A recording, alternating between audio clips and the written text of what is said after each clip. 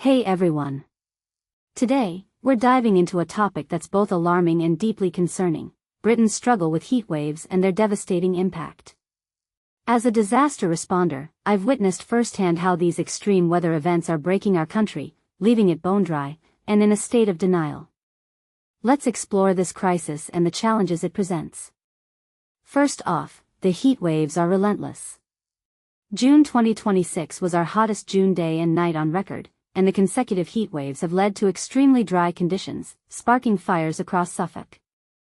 A nature reserve in Dunwich Heath became a scorched wasteland, and the spate of heat waves has caused nearly 3,000 heat-related deaths so far. It's not just about the heat, it's the combination of extreme temperatures and high humidity that makes it different from other heat waves. The hottest days are getting earlier into June, and our infrastructure isn't ready for this. One of the most striking examples of our lack of preparedness is the melting of our roads. When the temperature gauge hits 30, our roads start to melt, especially in rural areas. Councils deploy gritting machines as a temporary fix, but our buildings and infrastructure are not designed to withstand these extreme conditions. It's a clear sign that we're not ready for the heat. Now, let's talk about the human impact. After devastating floods in 2007, I visited the community of Tolbar, South Yorkshire, and witnessed the shock and devastation firsthand. The matriarchs of the community shared their experiences, and I learned that they were well ahead of the realization that climatic change would be something they'd live with, not outrun. It's a stark reminder that we're not doing enough to prepare for these chronic crises. One of the most thought-provoking moments was when I read James Lovelock's The Revenge of Gaia. The community found comfort in the idea that global warming's harms were now irreversible, and they were the canaries in the mine. This perspective highlights the need for a deeper understanding of the climate crisis and the need for action. Now, let's shift gears and talk about the future. Climate activists like Bill McGuire are frustrated that so many people still don't realize how bad things are going to get. But here's the thing, we can't take everyone with us. As a disaster responder, my approach is ethical and practical. I'll share my resources with anyone in need. One area where I see rapid innovation is in cooling technologies.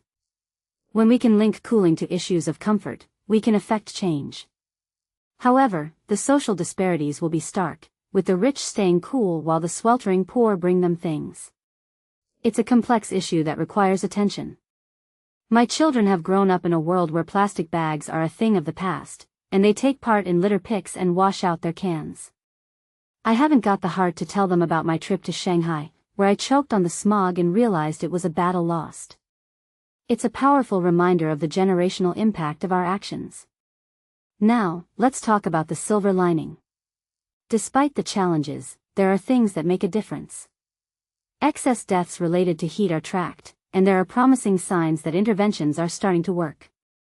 People over 85 were disproportionately affected, and since then, public information campaigns, cooling spaces, and telemedicine have been introduced. These efforts are crucial in reducing the impact of heat waves. One of the most encouraging developments is the increased awareness of heat exhaustion and the sharing of sensible tips. People are taking action, and it's a testament to the power of community and preparedness. But it's not just about individual actions, it's about systemic change. Emergency planners are attending international briefings on the Godzilla El Niño, which will continue to bring extreme weather in 2026. The work to keep Britain fed will get harder, and food security is a critical concern. Lovelock predicted the collapse of food security, and the UK is particularly vulnerable due to its reliance on imported goods.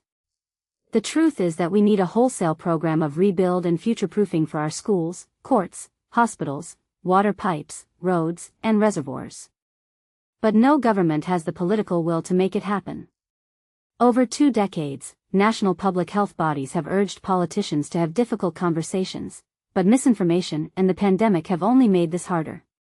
Despite the challenges, I remain hopeful. More people are sharing disaster prepping tips, and it's heartening to see the community coming together.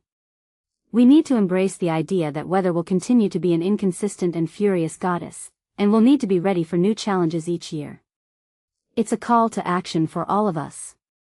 In conclusion, Britain's struggle with heat waves is a complex and urgent issue. It requires a collective effort to address the challenges and build a more resilient future. Thank you for joining me on this journey, and let's continue to work towards a safer and more sustainable world.